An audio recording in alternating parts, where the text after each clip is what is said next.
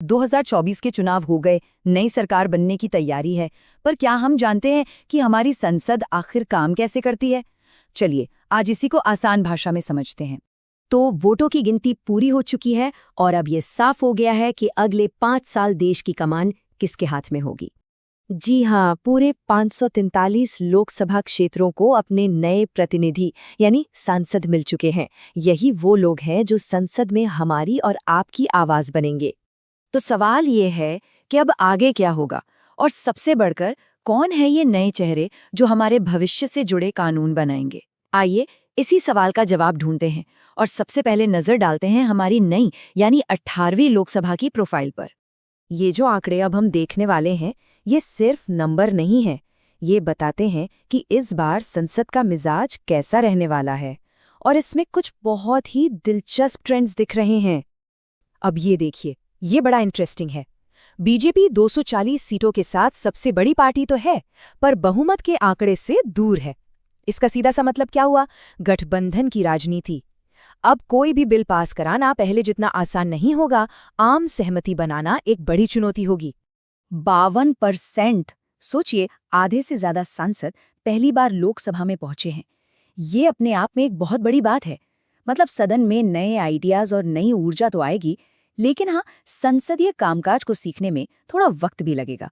इसका असर हमें बहसों की क्वालिटी पर भी देखने को मिल सकता है। अगर उम्र की बात करें तो हमारे सांसदों की औसत उम्र 56 साल है।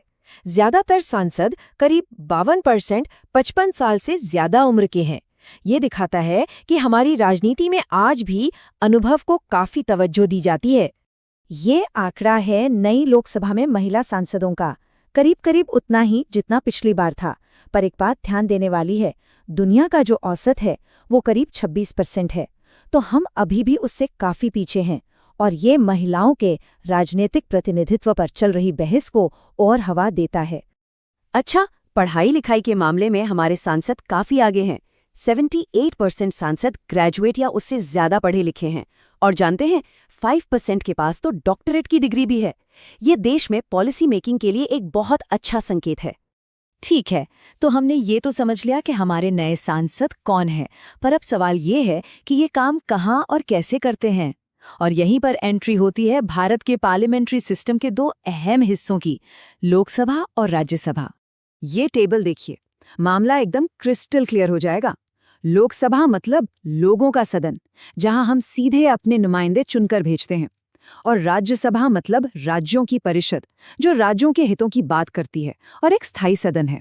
जैसे जीएसटी कानून को याद कीजिए, उसे दोनों सदनों से पास होना जरूरी था। क्यों? क्योंकि वो राज्यों के अधिकारों को भी तो प्रभावित कर रहा था। देखिए, संसद का काम सिर्फ कानून बनाना ही नहीं है। इसका एक और बहुत बड़ा काम है सरकार पर नजर रखना, उसे जनता के प्रति जवाबदेह बनाना। और इसके लिए सांसदों के पास कुछ खास टूल्स यानी हथियार होते हैं। पहला टूल है प्रश्नकाल। जैसा नाम से ही साफ है, ये सवालों का घंटा है। हर बैठक का पहला घंटा कोई भी सांसद किसी भी मंत्री से सीधे सवाल पूछ सकता है, जैसे मेरे इलाके में सड़क क्यों नहीं बनी, या बेरोजगारी कम करने के लिए सरकार क्या कर रही है।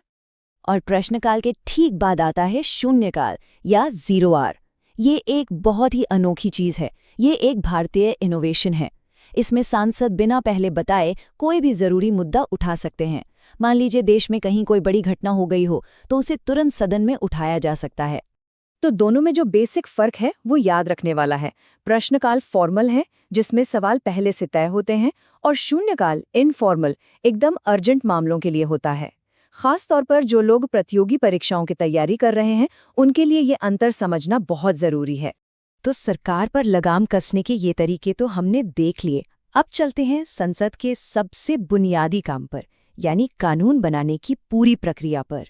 देखिए, कोई भी कानून एक रात में नहीं बनता। ये एक लंबी यात्रा है। एक आइडिया होता है जो विधेयक या बिल कहलाता है। पहले वो एक सदन में पेश होता है, उस पे खूब बहस होती है। कई बार उसे और जांच परख के लिए संसदीय कमेटियों को भी भेजा जाता है। फिर होती है वोटिंग। एक सदन से पास होने के बाद यही सारी कहानी दूसरे सदन में दोहराई जाती है, और जब दोनों सदनों से पास हो जाए तब वो जाता है राष्ट्रपति के पास। उनके दस्तखत के बाद ही वो बिल अधिनियम यानी कानून बनता है।